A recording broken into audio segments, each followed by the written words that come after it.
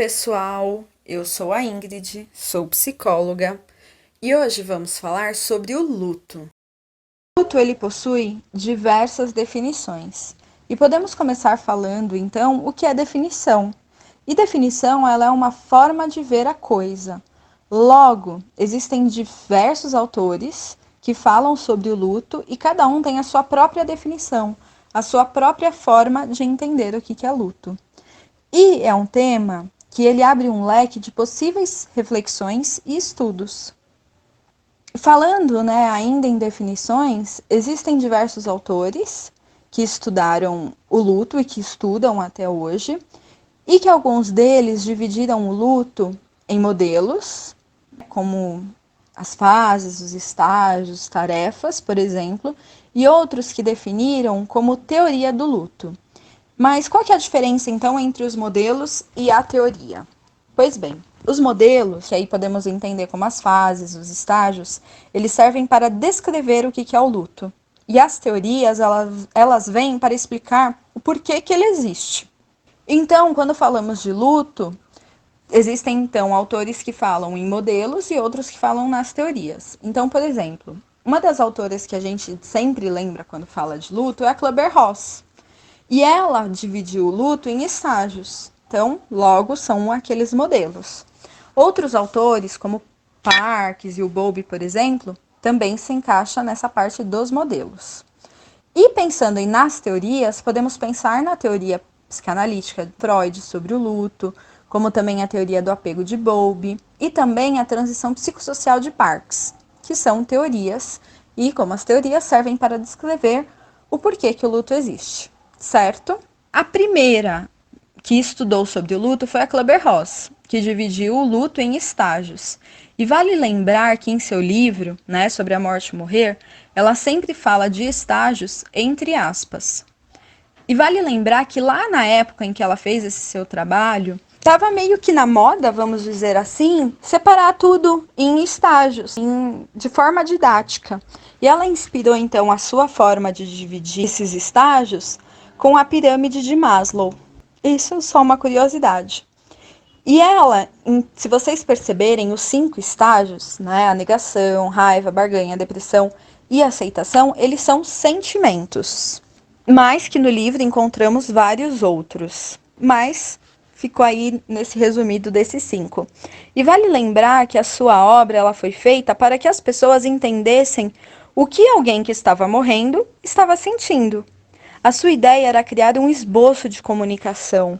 Então ela não estava falando ali sobre o luto em si, Ela estava falando sobre a pessoa que estava morrendo, o que ela sentia. E aí ela fala desses sentimentos para que seus familiares, os amigos, os profissionais, quem estivesse então perdendo aquela pessoa, pudesse entender o que aquela pessoa estava passando, para que facilitasse a comunicação. Porque nem sempre a gente entende o que a pessoa está sentindo e não consegue ter uma comunicação efetiva. E a ideia dela era essa. Freud, ele fala, de luto e melancolia. E ele então adota a palavra luto, que é associada a uma variedade de reações à perda de um objeto querido. E esse seu trabalho, ele foi muito importante para que lá mais para frente houvesse um entendimento psicanalítico sobre o que é depressão e também, posteriormente, no conceito de luto. Bowlby, por sua vez, ele adota o termo luto em um sentido mais amplo, para referir-se a uma variedade de processos psicológicos que são conscientes e inconscientes, provocados pela perda de uma pessoa amada. Aqui eu falo de perda de uma pessoa amada porque o trabalho do Bowlby, ele fala também da teoria do apego, onde ele não fala só de uma questão, da perda da morte, mas de um distanciamento, do momento em que a pessoa não está por perto. De um jeito bem rápido aqui de explicar isso. Então não é só uma perda por morte. E independente de seguir um curso normal ou resultar numa condição patológica. É isso que o Bowlby fala. Já Parks, ele esclarece o luto como uma resposta normal a uma experiência estressante, que embora pouco frequente na vida dos seres humanos, todos acabam vivenciando. Então, todos têm momentos ali, vivências de luto. E ele compreende o luto como uma importante transição psicossocial decorrente das mudanças do mundo interno, que necessariamente ocorrem a partir de um processo de luto.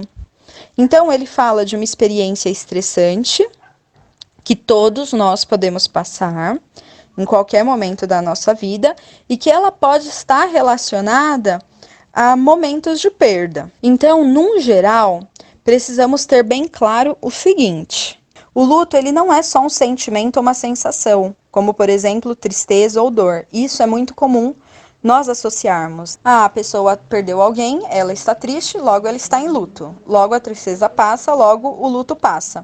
E não é bem isso. Essa sensação, esse sentimento, ele é como se fosse, imaginem uma cabeça cheia de cabelo. A tristeza, ela é só um fio de cabelo. E o luto é todos aqueles outros fios. Então, num processo de luto, possuem muito mais outras questões ali envolvidas.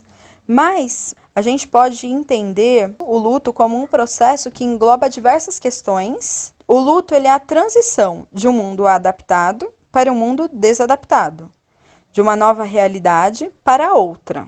E esse processo de busca de direção é o que chamamos de luto. Sendo assim, podemos entender que o luto ele não acontece somente quando vivemos uma perda, mas também quando ganhamos.